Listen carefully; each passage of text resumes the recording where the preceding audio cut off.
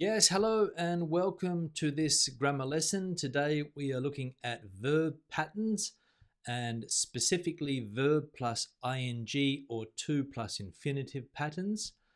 And in today's lesson, we're going to be looking at verbs that take the ing form. We'll be looking at verbs that take the to plus infinitive form. We'll look at verbs that take somebody plus to plus infinitive. And we'll look at verbs that take the ing or the to plus infinitive form. Okay, now let's go to the classroom.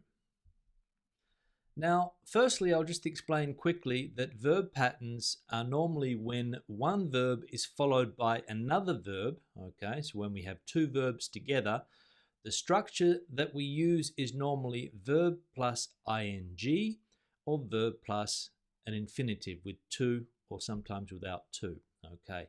Now, if we look at the examples here, we'll see it clearly that, for example, I enjoy cooking. So I enjoy cooking, ing, or we say I forgot to cook lunch. So we can see the verb plus ing or the verb plus the infinitive. Okay. Now let's go to part one. Now, part one is verbs that take the ing form when they follow another verb. Okay. Now, the verbs that take the ing structure are like, love, adore, enjoy, prefer, hate, finish, don't mind, can't stand, look forward to.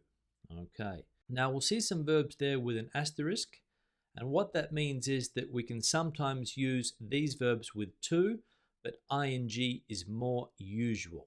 Okay, so we can say I like to go or I like going, but the more common thing is to say I like going. Now let's have a look at some examples on the next page here. So for example, I love fishing. I don't mind doing the dishes.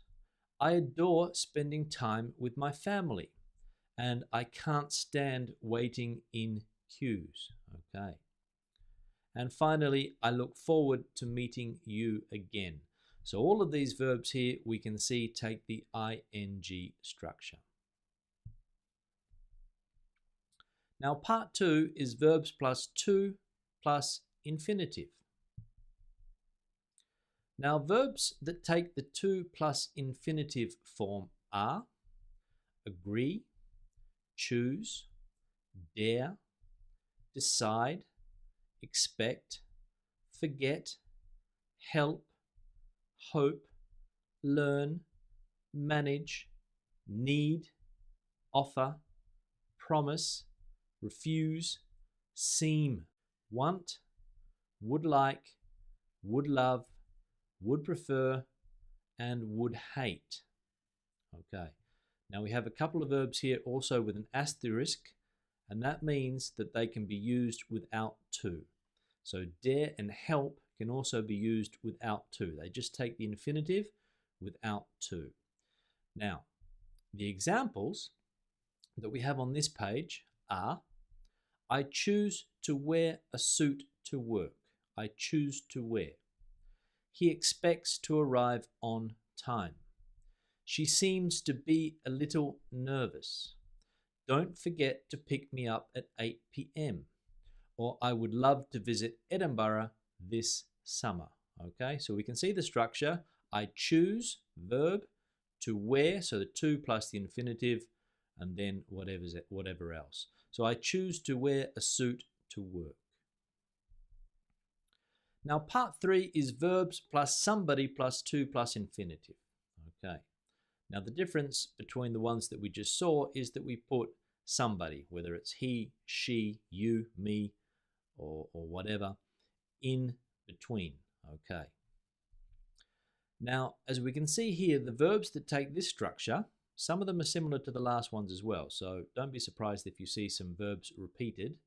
So for example, advise, allow, ask, beg, encourage, expect, help, need, invite, order, remind, tell, want, warn, would like, would love, would prefer, would hate.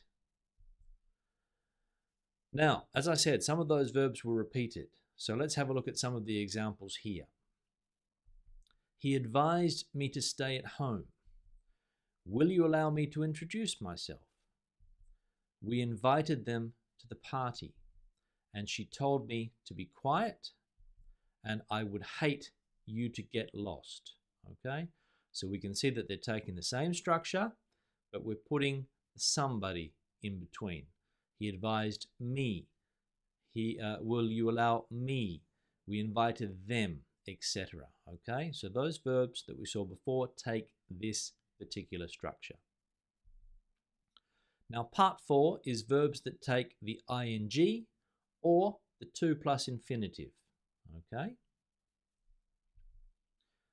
Now, the verbs that take these with no change in meaning. Now, this means that you can use begin, you can use start, or you can use continue with either an ing or a to plus infinitive with no change in meaning. All right.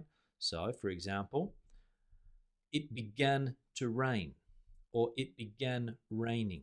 It started to rain, or it started raining. It continued to rain.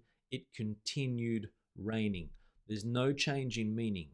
However, if we look at these next verbs that do have a change of meaning, now what this means is that if we use remember, stop, or try, okay, the meaning changes according to whether we have an ing or whether we have a to plus infinitive.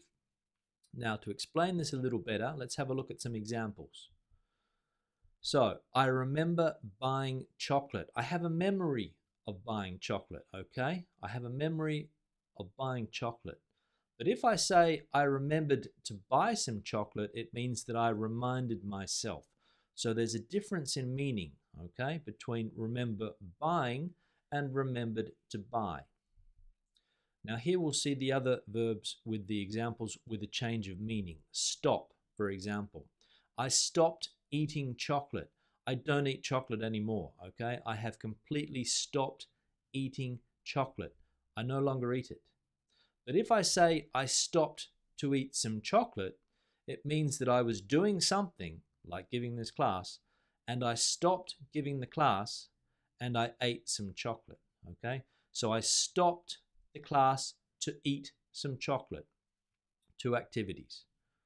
The first one, I don't eat chocolate anymore. The second one is that I was doing something, then I stopped it and I did something else. So I stopped to eat some chocolate. And with this last verb, try, I tried to call his office, but the line was busy. I made the effort to do it.